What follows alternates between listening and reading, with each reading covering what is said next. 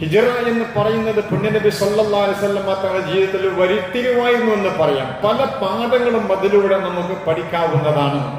ഹിജറയുടെ സന്ദേശം തന്നെ 13 വർഷക്കാലത്തെ മക്ക ജീവിതത്തിൽ പ്രവാചകനേറ്റ പീഡനങ്ങൾ എത്രയാണ്?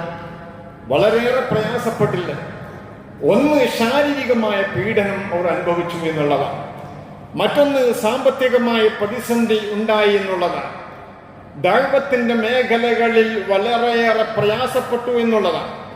ശാരീരികവും സാമ്പത്തികവും അതുപോലെ ദഅവത്തിന്റെ മേഖലകളും ഒക്കെയും ശത്രുക്കൾ ഉണ്ടാക്കിയ വലിയൊരു പ്രതിസന്ധി ഉണ്ടായി.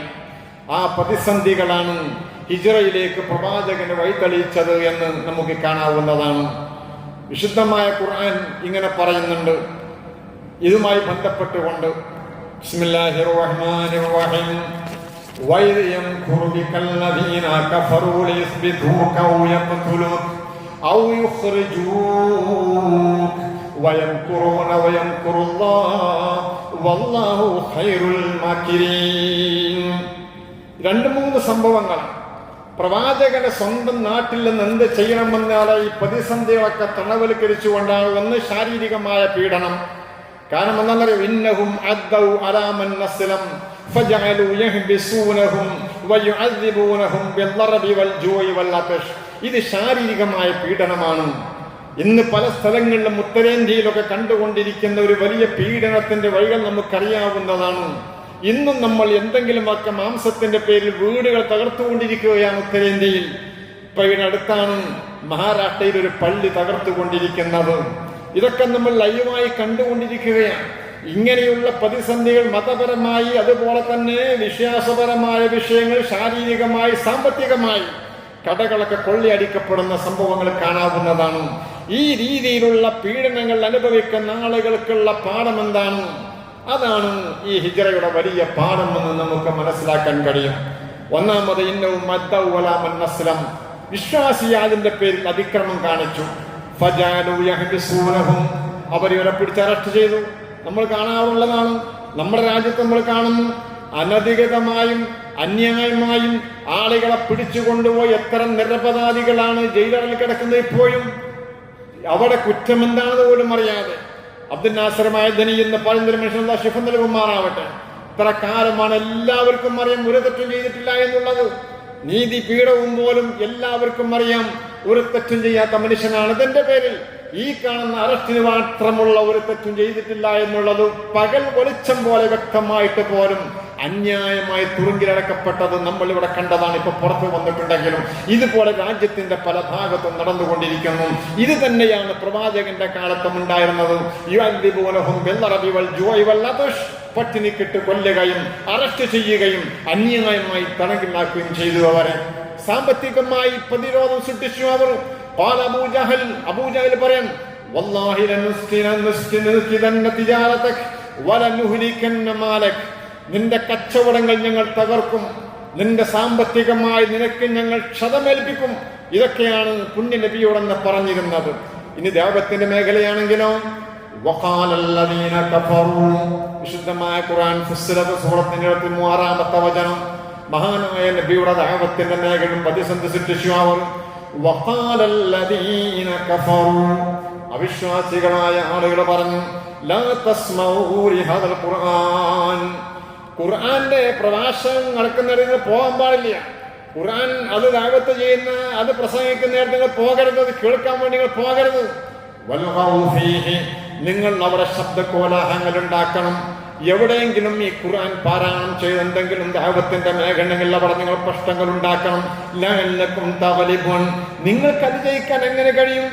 എല്ലാ പ്രതിസന്ധികളും വന്നപ്പോഴാണ് പുണ്യനബി മുഹമ്മദ് മുസ്തഫ സല്ലല്ലാഹു അലൈഹി വസല്ലം തങ്ങൾ പുറത്തു പോകുന്നത്. പക്ഷെ പോകുമ്പോൾ എന്ത് ചെയ്യണമെന്നറിയോ? പോകുമ്പോൾ പ്രാർത്ഥന വേണം. എങ്ങോട്ട് രാജ്യം വിട്ട് പോകുമ്പോഴും അല്ലാഹുവേ ഞങ്ങൾ ഇവിടുന്ന് പോകുന്നത് നല്ല വഴിയിലാവണം. എവിടേക്കാണോ പോകുന്നത് ആ പോകുന്നിടത്ത് നന്മ വേണം. എവിടുന്നാണോ പുറത്തു പോരുന്നത്, എവിടുന്നാണ് സത്യത്തിന്റെ ബഹിർഗാനവഴിയിലൂടെ എന്നെ നീ പുറപ്പെടുവിക്കണേ എന്ന് പറഞ്ഞാൽ അല്ലാഹു സുബ്ഹാനഹു വ തആലയോടുള്ള പ്രാർത്ഥനയാണത്. ഖുർആൻ പറയുന്നുണ്ട് ബിസ്മില്ലാഹിർ റഹ്മാനിർ റഹീം. وقل ربي ادخلني مدخل صدق واخرجني مخرج صدق واجعل لي من لدنك سلطانا نصيرا. മഹാനായ പ്രവാചകൻ പോകുമ്പോഴുള്ള പ്രാർത്ഥനയാണ്. പ്രാർത്ഥന നടത്താൻ അള്ളാഹു കൽപ്പിച്ചിരിക്കുകയാണ്. പടച്ചവനെ റബ്ബി അദ്ഖിൽനി മുദ്ഖല സിദ്ഖ്, സത്യത്തിന്റെ പ്രവേശന മാർഗത്തിലൂടെ എന്നെ പ്രവേശിപ്പിക്കണം. വാഖ്റിജ്നി മുഖ്റജ സിദ്ഖ്, സത്യത്തിന്റെ ബഹിർഗമന വഴിയിലൂടെ എന്നെ പുറപ്പെടുവിക്കുകയും ചെയ്യണം. പിന്നെയോ വജ്അൽനി മിൻ ലദുൻക സുൽത്താനൻ നസീറാ, സഹായകരമായ ആധികാരികത എനിക്ക് നൽകണം. സഹായം വേണമെന്നുള്ള പ്രാർത്ഥന നടത്തണം. എവിടെ നിന്ന് ആരെ ആട്ടി ഓടിക്കപ്പെടുമ്പോഴും പ്രാർത്ഥനയാകുന്നു ഈ ഹിജ്റയുടെ ഒരു പാഠം. അള്ളാഹുവോട് പ്രാർത്ഥിക്കണം, അള്ളാഹുവേ ഞാൻ എവിടെ പ്രവേശിക്കുകയാണെങ്കിലും എവിടെ നിന്ന് പുറത്തു വരികയാണെങ്കിലും അത് സത്യസന്ധയിലേക്ക് ഇണങ്ങും വിധമാവണമെന്നുള്ള പ്രാർത്ഥനയാണ് ഏത് നാട് വിട്ട് പോകുമ്പോഴും ചെയ്യേണ്ടത് എന്നുള്ള വലിയൊരു പാഠമാണ്. അസ്സബ്റു വലശ്ശദായി, മറ്റൊന്ന് ദുരന്തങ്ങളുമേൽ ക്ഷമിക്കാൻ കഴിയണമെന്നുള്ളതാണ്. ഏത് പ്രതിസന്ധികളെയും അത് തടവൽക്കരിക്കാനുള്ള ഒരു ശേഷിയാണ് ഹിജ്റയുടെ പാഠമായി നമുക്ക് കാണാനുള്ളത്. നമുക്കറിയാം, ഗസ എന്ന് പറയുന്ന പ്രദേശത്ത് നമ്മളാരും അത് ശ്രദ്ധിക്കാറ് പോലുമില്ല. അത് ഒരു നാടിന്റെ പതിവായി മാറി സാധാരണയിലേക്ക് നീങ്ങിപ്പോയി. ഓരോ ദിവസവും നൂറുകണക്കിന് ആളുകളാണ് പീഡനമേറ്റുകൊണ്ടിരിക്കുന്നത്. ഈടെയടുത്ത് ഒരു മാതാവ് മാറത്തടിച്ചുകൊണ്ട് അള്ളാഹുവിന്റെ ആകാശത്തേക്ക് ചൂണ്ടിട്ട് അള്ളാഹിനെ സ്തുതിക്കുന്നത് കണ്ടു നിങ്ങൾ. നമ്മളൊക്കെ കണ്ടല്ലേ? എന്താ കാര്യം എന്നറിയോ? ഒരു കുട്ടി ഷഹീദായി, രണ്ടാമത്തതും ഷഹീദായി, മൂന്നാമത്തതും നാലാമത്തതും ഷഹീദായപ്പോൾ അള്ളാഹുവിനെ സ്തുതിക്കുകയാണ്. അള്ളാഹുവെ, എന്റെ രാജ്യത്ത് 3 മക്കളെ നിന്റെ അടുത്തേക്ക് ശുഹദായുടെ പട്ടികയിലേക്ക് വിടാൻ സാധിച്ചൊരു മാതാവാണ് എന്ന് പറയാനുള്ള ആ ധൈര്യമുണ്ടല്ലോ, ആ ധൈര്യമാണ്, ആ ക്ഷമയാണ്. അത് ഹിജ്റയുടെ ഒരു പാഠമാണ്. ഇതിന്റെ മുമ്പിൽ അമ്പയെ പരാജയപ്പെടുകയല്ലാതെ മറ്റൊരു വഴികളുടെ ഒരു ഭരണകൂടത്തിനുമില്ല. മക്കൾ 4 മരണപ്പെട്ടപ്പോൾ അതിൽ സന്തോഷം പ്രകടിപ്പിച്ചുകൊണ്ട് അള്ളാഹിനെ സ്തുതിക്കുന്ന രംഗങ്ങൾ കാണും. ഇതൊക്കെയാണ് ഇതിലൂടെ നമുക്ക് പഠിക്കാനുള്ളത്. അള്ളാഹിന്റെ റസൂൽ സ്വല്ലല്ലാഹു അലൈഹി വസല്ലം പറഞ്ഞല്ലേ, അദ്ദുആഉ സിലാഹുൽ മുഅ്മിനി, മുഅ്മിനിന്റെ ആയുധം എന്ന് പറയുന്നത് പ്രാർത്ഥനയാണ്. നമ്മൾ കത്തിയും മറ്റും വാളും എടുത്തുകൊണ്ടുള്ള പോരാട്ടമല്ല. ഏറ്റവും വലിയ യുദ്ധമെന്ന് പറയുന്നത് അത് ദുആ ആണ്. അതാണ് ഏറ്റവും വലിയ ആയുധം. മൂർച്ചേറിയ വാളുകൾക്കെല്ലാം മൂർച്ചയുള്ളത്. അള്ളാഹുവിന്റെ പണ്ഡിനബി പഠിപ്പിക്കുന്നത് പ്രാർത്ഥനകൾക്കാണ്. അതുകൊണ്ട് പ്രാർത്ഥന നടത്തണം എങ്ങോട്ട് പോകുമ്പോഴും എന്നുള്ള ഒരു വലിയ പാഠമാണ് ഹിജ്റയിലൂടെ നമ്മൾ കാണുന്നത്. മഹാനായ നബിയെ കൊല്ലാനുള്ള ശ്രമം നടത്തി. ഖുർആൻ പറഞ്ഞില്ലേ, ഇത് യംകുറു ബികല്ലദീന കഫറു, അവിശ്വാസികൾ നിങ്ങളുമായി നിങ്ങളുടെ വിഷയത്തിൽ ഗൂഢാലോചന നടത്തിയ സന്ദർഭം നിങ്ങൾ ഓർക്കണം. ഇത് യംകുറു ബികല്ലദീന കഫറു, അവിശ്വാസികൾ നിങ്ങളെ പുറത്താക്കുന്നതിൽ നിങ്ങളെ കുറിച്ച് ഗൂഢാലോചന നടത്തിയ സന്ദർഭം നിങ്ങളത് ഓർക്കണം. എന്തിനറിയോ? ഒന്ന് നിങ്ങൾ തടങ്കിൽ വെക്കാൻ വേണ്ടി, ഔ യഖ്തുലൂ, അല്ലെങ്കിൽ നിങ്ങളെ കൊല്ലാൻ വേണ്ടി, ഔ യുഖ്രിജൂ, അല്ലെങ്കിൽ നിങ്ങൾ നാട് കടത്താൻ വേണ്ടി, വയംകുറൂന വയംകുറുല്ലാഹ്, അവർ ഗൂഢതന്ത്രം പ്രയോഗിക്കുന്നു. വയംകുറുല്ലാഹ്, അല്ലാഹു അതിന് പ്രതിക്രിയയും ചെയ്യുന്നു. വല്ലാഹു ഖൈറുൽ മാകിരീൻ, അല്ലാഹു ഗൂഢതന്ത്രങ്ങൾക്ക് പ്രതിക്രിയ ചെയ്യുന്നതിൽ ഏറ്റവും വിദഗ്ധനാകുന്നു. 3 അഭിപ്രായങ്ങളാണ് ദാറുൻ നദവയിൽ യോഗം കൂടിയിട്ട് ഹിജ്റയുമായി ബന്ധപ്പെട്ടുകൊണ്ട് നമുക്ക് ചരിത്രം പരിശോധിച്ചാൽ അറിയാം. ദാറുൻ നദവ എന്ന് പറയുന്ന ഖുസൈ ഇബ്നു കിലാബിന്റെ വീട്ടിൽ യോഗം ചേരാൻ ഒരാൾ പറഞ്ഞു, കാലക്കാലൻ ഉഖ്റജൂ മിൻ അർദിനാ കൈനസ്തരീഹ മിന്നും, നമുക്ക് ഒഴിവാക്കാൻ നാട്ടിൽ നിന്ന് എന്നാ ശല്യം തീരുവല്ലോ എന്ന് പറഞ്ഞു. ഒരാൾ അഭിപ്രായം പറയാം, എന്ത് ചെയ്യണം ഈ മുഹമ്മദിന്റെ കാര്യത്തിൽ? ഒരു വർഷത്തിന്റെ തുടക്കം ഹിജ്റയാവാൻ മാത്രം ഇതിന് കാമ്പുണ്ട് എന്ന് മനസ്സിലാക്കണം. മഹാനായ പ്രവാചകനെ പുറപ്പെടുവിക്കാൻ വേണ്ടി നമുക്ക് നാട്ടിൽ നടപ്പ് ഒഴിവാക്കുക എന്ന് പറഞ്ഞ ആളുകൾ അപ്പോൾ പറഞ്ഞു,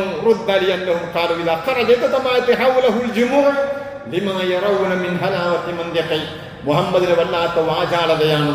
അവന്റെ വർത്തമാനം കേൾക്കാൻ ആളുകൾ ചുറ്റും കൂടി ഇവിടുന്ന് പോയ എവിടെയാണുള്ളത് അവരാണ് കൂടും, പിന്നെ നമുക്കെതിരെ അവൻ വരും. അതുകൊണ്ട് അവൻ തള്ളപ്പെടുകയാണ്. ഒരാൾ പറഞ്ഞു,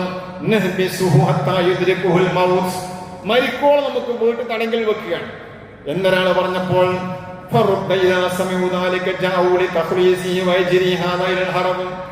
ഇവൻ അറസ്റ്റ് ചെയ്യപ്പെട്ടു എന്ന് കേട്ടാൽ ഇവന്റെ ആളുകൾ വരും, അവർ രക്ഷപ്പെടുത്താൻ വേണ്ടി വരും. പിന്നെ അത് വലിയ യുദ്ധമായി കലാശിക്കും. അതും വേണ്ട. 3ാമത് ഓരോരുത്തരും ഓരോ അഭിപ്രായം പറയാൻ. അവസാനം അബൂജഹൽ പറഞ്ഞു, ഓരോ ഖബീലയിൽ നിന്നും ചെറുപ്പക്കാരെ നമ്മൾ തിരഞ്ഞെടുക്കണം. അവൻ വീട്ടിൽ നിന്ന് പുറത്തു വരുമ്പോൾ ഉള്ളവന് എല്ലാവരും ഒന്നിച്ചു കൊണ്ടുവെട്ടണം. ആരാണ് കൊന്നതെന്ന് അറിയാൻ കഴിയില്ലല്ലോ. അപ്പോഴല്ല ഇവർക്ക് പ്രതികാരം ചെയ്യാൻ കഴിയുള്ളൂ. ഈ ഒരു തന്ത്രം പറഞ്ഞപ്പോൾ ഏറ്റവും സൂപ്പർ അഭിപ്രായം അതാണ്. മറ്റൊക്കെ തള്ളി. അവസാനം നിങ്ങളെ തടങ്കിൽ വെക്കാൻ, നിങ്ങളെ നാട് കടത്താൻ, നിങ്ങളെ കൊല്ലാൻ, ഇതിനുള്ള കുതന്ത്രങ്ങളാണ് അവർ നടത്തിയത് എന്ന് ജിബ്രീൽ വന്നുകൊണ്ട് കാര്യങ്ങൾ പറഞ്ഞു. നബിയെ, ഇങ്ങനെ സംഭവം നടക്കുന്നുണ്ട്. അള്ളാന്റെ റസൂൽ അവിടെ അന്ന് കടന്നുറങ്ങിയില്ല. എന്റെ വിരിപ്പിൽ നിങ്ങൾ കടക്കണമെന്ന് അലി റളിയല്ലാഹു ധൈര്യശാലിയായി അലി റളിയല്ലാഹു വിരിപ്പിൽ കടന്നു. മഹാനായ നബി സല്ലല്ലാഹു അലൈഹി വസല്ലം തങ്ങൾ കുറച്ച് മണ്ണിങ്ങോട്ട് എടുത്തിട്ട്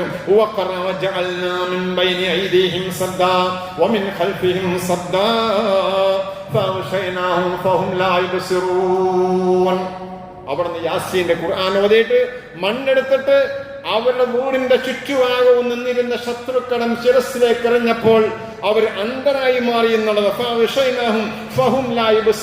ഒന്നും കാണാതെ ഒന്നും അവർ അതിലൂടെ പ്രവാചകൻ അങ്ങോട്ട് പോയി. ഇതാണ് ഹിജ്റ എന്ന് പറയുന്നത്.